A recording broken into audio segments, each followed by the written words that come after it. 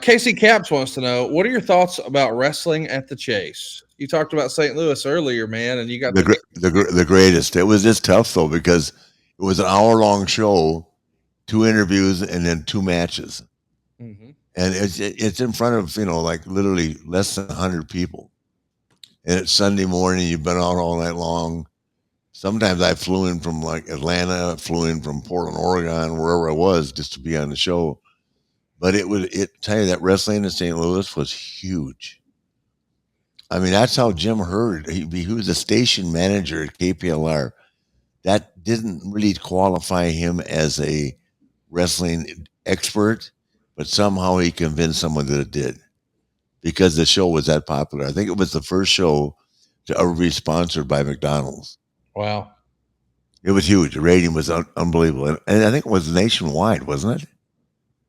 I don't know. I mean, I know it had a big reach. I didn't know it was nationwide. Well, whatever it was huge. Yeah, it had a big reach. Yeah, Sean Berkey wants to know, how did you feel about Buddy Landell using the Nature Boy moniker?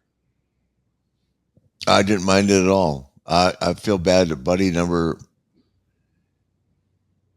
I don't know what to say about Buddy, except that he just number one, he was a hell of a worker.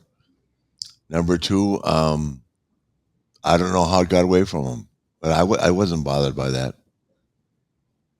As a matter of fact, we had two or three really good matches. Buddy could work his ass off. One in the Dorton Arena, right?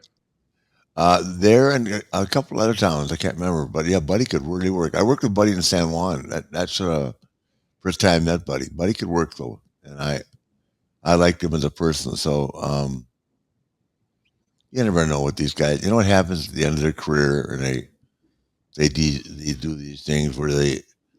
I don't know if it's a real. Or I don't know if it's a real reflection on how they feel about you. But these guys do these.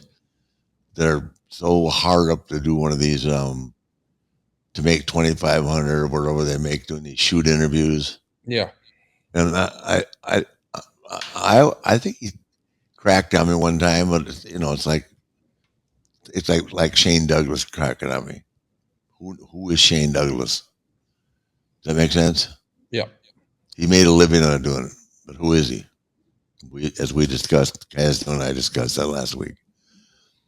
So you never know what people are going to do or what they're going to say when they're trying to make money, trying to create, Drama. trying to not make drama, just trying to get themselves in a position where someone's listening to them. Yeah. But for me personally, I got along with Buddy. I thought he was a hell of a worker.